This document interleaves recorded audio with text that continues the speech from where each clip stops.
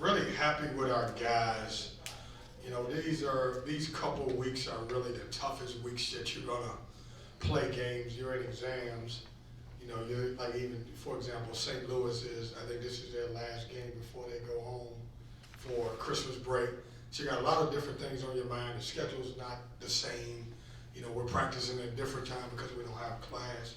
I told these guys that this will be the toughest team that we have played at home this year. And they're good. You know, when you look at the fact that Jimerson can really score the basketball, Hargrove Jr. is really good, and then obviously they've added a two-time transfer who has kind of completely changed their team. So we had to throw the record out of the window because it didn't matter what their record was coming in, even though they're 7-5. We knew we were going to play a good team on our home floor that if you don't lock in, then certainly it wouldn't have been a great outcome. I thought our second half was tremendous. We had a 27-9 run. We had 10 assists in the second half. Ben Middlebrooks came in and gave us a big lift. I thought DJ was really good.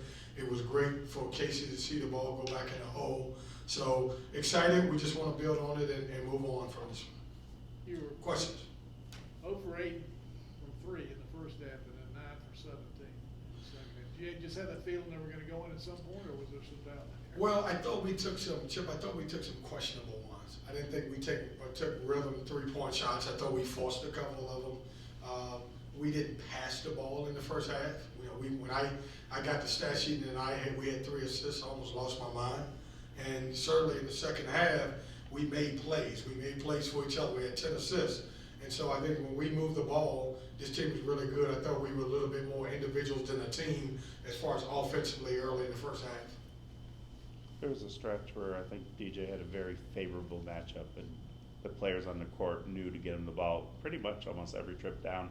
Does that just kind of show how the team is understanding what he does in the post against certain kind of players? Yeah, you know what? He's a pressure release for us. He's our another point guard on the floor, and we look for different matchups. And so obviously we thought he had advantage. We needed someone to score at the time, and you know the great thing about DJ, he can score in the post, but he did a great job of kicking the ball out to DJ Horn for a 3. But we liked the matchup that we saw.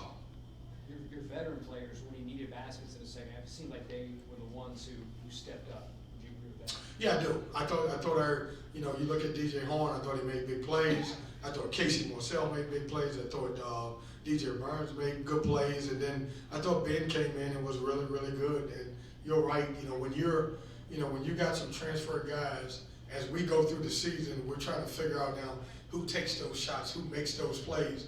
I thought Michael O'Connor was really good.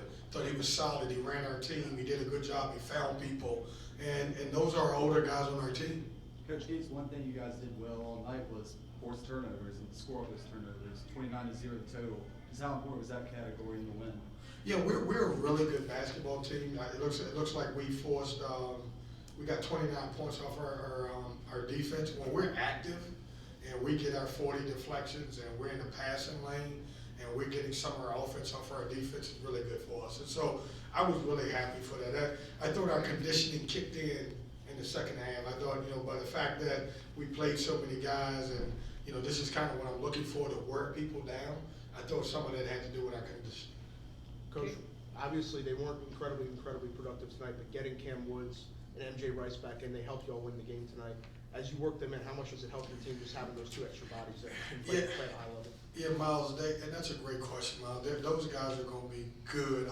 If I was writing for NC State, I wouldn't write how much they're playing right now. Yeah. You know, it's a process, and I actually had to step back a little bit because I was throwing 2 guys in the game who had no idea what they were doing. And so we even talked about, you know, I want to play this game on Saturday, you know, and then, you know, go home for a break, and then get those guys back here on the 27th. We don't play till the January 3rd, and be able to get them some reps.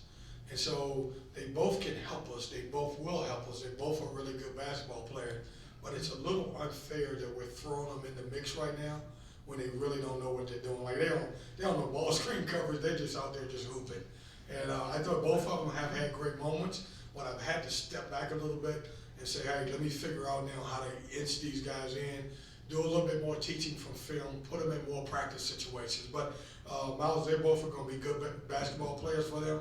So I don't want anybody writing, oh man, Cam don't get for this and MJ Rice only get. Has nothing to do with the fact of their ability. It's just they don't know what they don't know. Cam was saying there were times when he wasn't sure he'd get to play this year, Yeah. with the situation. Just how's his attitude been throughout, leading up to the point where he was there? Oh, it's been great. I mean, it's the first time ever in my career that a guy has been inserted in December, in early December, who thought he would have to sit out, who thought we were putting an appeal in, waiting for the appeal to come back. Now, I've had one or two guys that was eligible after exams late, but never a situation where a guy's probably locked in and said, man, you know what, it's more likely I'm not going to play, and then all of a sudden you got to play. Now you're like, man, I got to shift my whole mentality.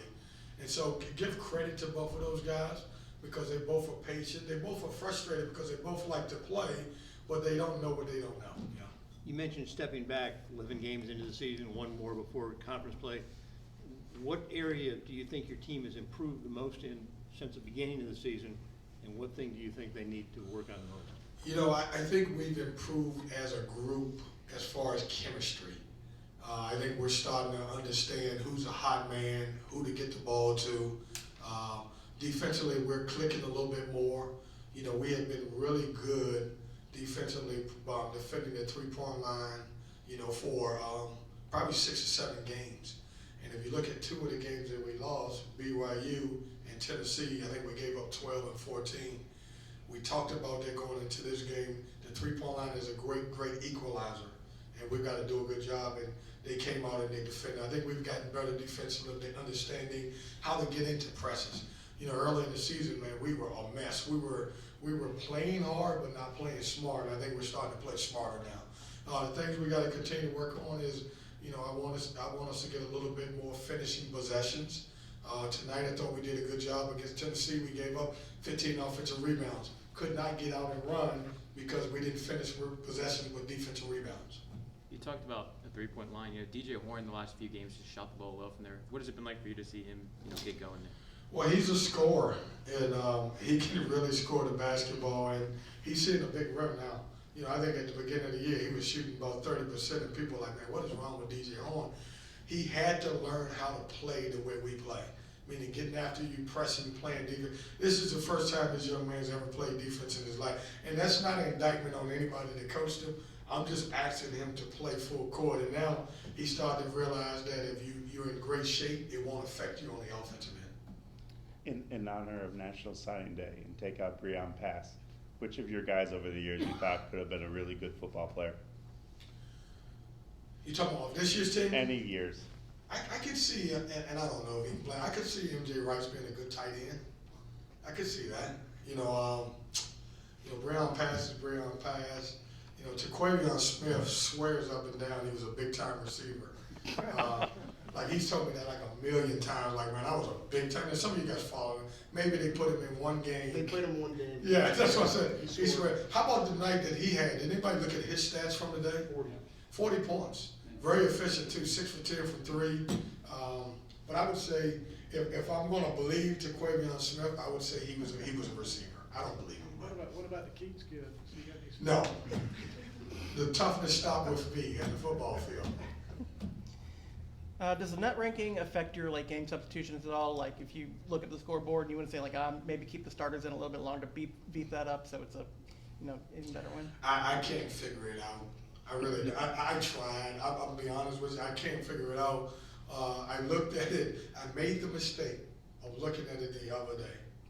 So we lose to Tennessee, who was like 12, and they go up 4 spots, and we lost by 9, and we went down 12 spots on a neutral court.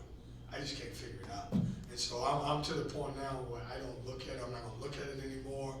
I'm just going to try to get our team prepared to win games. To answer your question, I'm never going to try to embarrass another coach or any of that thing. I'm playing, and whatever the score it is, but I'm not going to try to play to the net.